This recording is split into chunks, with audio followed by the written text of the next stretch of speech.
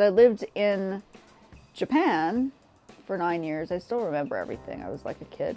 So I lived in Hokkaido and then Tokyo in college.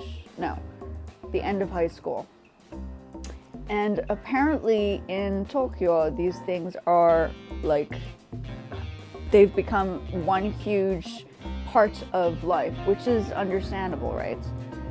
And even though it is a Chinese, the artist lives in Netherlands. So very European as context. In fact, Kacing Lung's pieces, I think I spoke about it the last time. It wasn't Kacing Lung that I remember seeing. Kacing Lung's art actually looks very much like, here, I'll show you.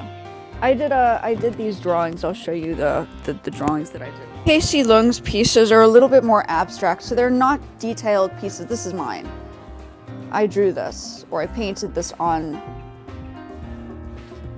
my the sneaker, and obviously I waterproofed it. But I think when he did stuff, his pieces were not detailed. They were more abstract. If you know an artist named Basquiat, like an American artist named Basquiat, who was quite famous during the pop art, the beginnings of pop art, his work was, Basquiat's work was very like painterly. It was very painterly.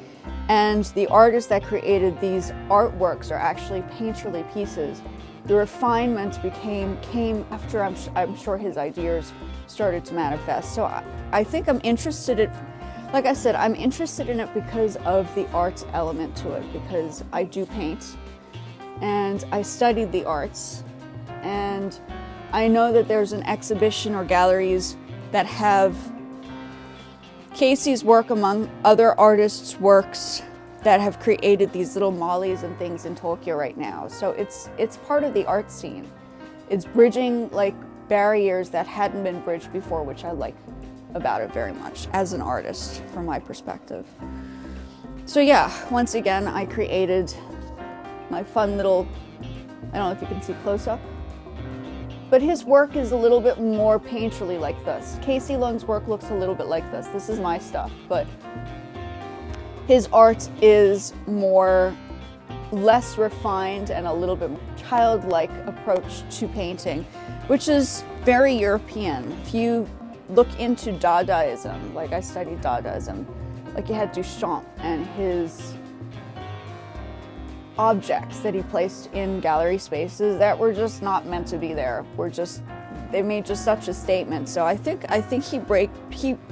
Casey bridged a couple of